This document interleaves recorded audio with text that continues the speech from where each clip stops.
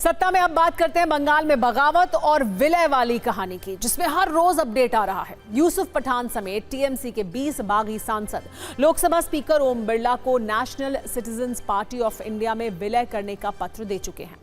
इस खबर में 3 अपडेट हैं। पहला अपडेट यह है कि लोकसभा अध्यक्ष ओम बिरला ने कहा है कि कोई भी फैसला दोनों पक्षों को सुनने के बाद होगा। ममता बनर्जी के नेतृत्व वाले टीएमसी सांसदों के गुट को स्पीकर के कार्यालय ने मेल किया है। इन सांसदों को मिलने के लिए बुलाया गया है। इसके बाद ही स्पीकर बागी गुट से जुड़ा कोई फैसला लेंगे। बड़ी बात यह है कि 15 जून 2026 को अभिषेक बैनर्जी से ईडी ने लंबी पूछताछ की थी। टीएमसी का दावा है कि पूछताछ के दौरान ही लोकसभा स्पीकर के कार्यालय से ईमेल आया था। दूसरा अपडेट यह है कि टीएमसी के 20 बागी सांसदों की एनसीपीआई में विलय की याचिका को लोकसभा सचिवालय प्रोसेस कर रहा है। सूत्रों के अनुसार अगले 5 से 7 दिन में प्रोसेस पूरा होने की संभावना है। सचिवालय की आंतरिक समिति याचिका की छानबीन कर रही है। समिति में कानूनी विशेषज्ञ भी मौजूद हैं। तीसरी खबर यह है कि बगावत के बाद बयानबाजी हो रही है। टीएमसी के बागी सांसद ममता बनर्जी गुट के नेताओं के टारगेट पर हैं। महुआ मोइत्रा ने बागी सांसद यूसुफ पठान पर कई गंभीर आरोप लगाए हैं। एक सांसद पर दूसरे सांसद की ओर से असंसदीय टिप्पणी की गई है। इसकी पूरी कहानी भी आपको बताएंगे। एक जानकारी यह भी है कि लोकसभा में टीएमसी के बागी सांसदों के बैठने की जगह बदली जा सकती है। अभी ये सांसद विपक्षी सांसदों के साथ बैठते हैं, जो बदलकर सत्ता पक्ष की ओर की जा सकती है। इसकी वजह यह है कि सभी बागी सांसदों ने एनडीए को समर्थन देने का ऐलान कर दिया है। इस पर राजनीति भी हो रही है। ममता गुट के नेता सीधे सीधे बीजेपी पर सवाल उठा रहे हैं। यह कहा जा रहा है कि अगले महीने से संसद का मॉनसून सत्र है। बीजेपी किसी भी तरह से परिसीमन बिल पास कराना चाहती है। नंबर के लिए यह खेल खेला जा रहा है। यह बीजेपी एनडीए के लिए फायदे का सौदा है।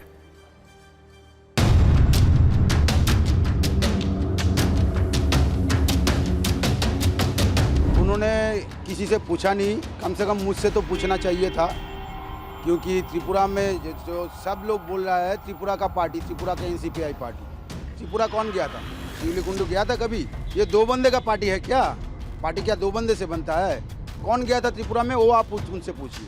तब जब मैंने स्टार्ट किया तो ये 20 सांसद जो आ रहे हैं और जो प्रेसिडेंट खुद को बोल रहे हैं, उनको ये सोचना चाहिए था, मेरे से बातचीत करना चाहिए था। Block that we are trying to merge into another party. Acceptance has already come to us. They are happy to take us. We'll work together with the NDA. They are looking into the affair of this merger, how to use the schemes that were not implemented in West Bengal in the last tenure. इनको TMC के घर से तो निकाल लिया BJP ने, लेकिन BJP के दरवाजे में घुसने नहीं दिया, लावारिस छोड़ दिया और लावारिस छोड़ करके उस पार्टी में जोड़ा जो कि रिकॉग्नाइज ही नहीं है।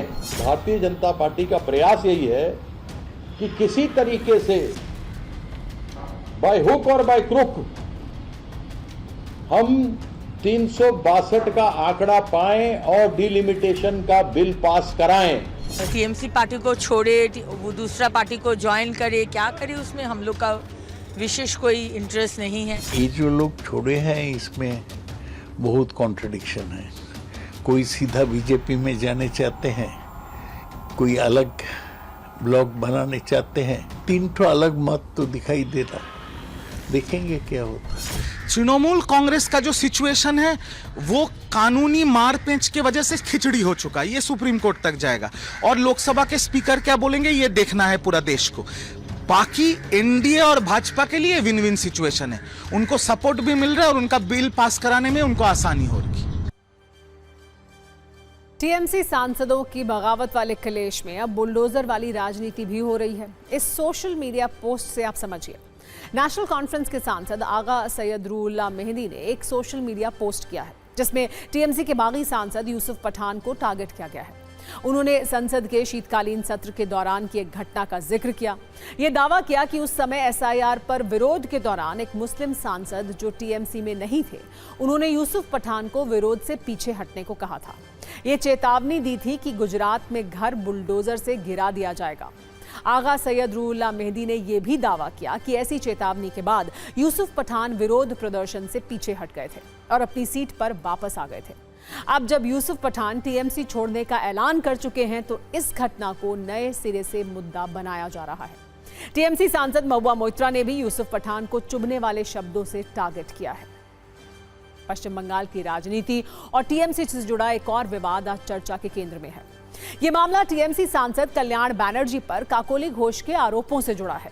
काकोली घोष ने लोकसभा स्पीकर को पत्र लिखकर आधिकारिक शिकायत दर्ज कराई है। टीएमसी सांसद कल्याण बनर्जी को निष्कासित करने की मांग की है। लोकसभा परिसर में बार बार अपशब्द कहने के आरोप लगाए हैं। उन पर अपमानजनक टिप्पणी और दुर्व्यवहार करने का भी आरोप है। शिकायत में कहा गया है कि संसद परिसर में व्यक्तिगत टिप्पणियों की गई हैं और डराने धमकाने का प्रयास भी किया गया है। काकोली घोष के मुताबिक ऐसे व्यवहार से भय का माहौल बनता है जो महिला सांसदों की निडर भागीदारी को बाधित करता है। लोकसभा के नियम 314(1) के तहत मामले का तत्काल संज्ञान लेने की मांग की गई है। आपको बता दें कि लोकसभा का नियम 314(1) संसदीय विशेषाधिकार समिति से संबंधित है। यह नियम विशेषाधिकार समिति के अधिकारों और कार्यों को परिभाषित करता है।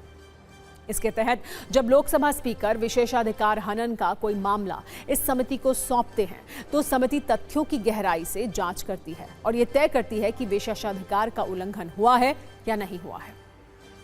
A habitual offender and a misogynistic person should be punished under law if he repeatedly calls honorable members or any other lady through bad names, behaves badly, he should be punished. Kakoli Ghosh दोस्तीदार अभी ये जो बगावत का नेतृत्व दे रही है तो उसके काम है कि ममता बनर्जी के साथ जो हैं उसको बदनाम करना, इसीलिए वो कल्याण बनर्जी के खिलाफ इतना कुछ बोल रही है। टीएमसी के सारे महिला सांसद कल्याण बनर्जी के बारे में बार बार शिकायत की है। मुझे लगता है कि परिवर्तन सब जगह हो रहा है, अब कार्रवाई होगी।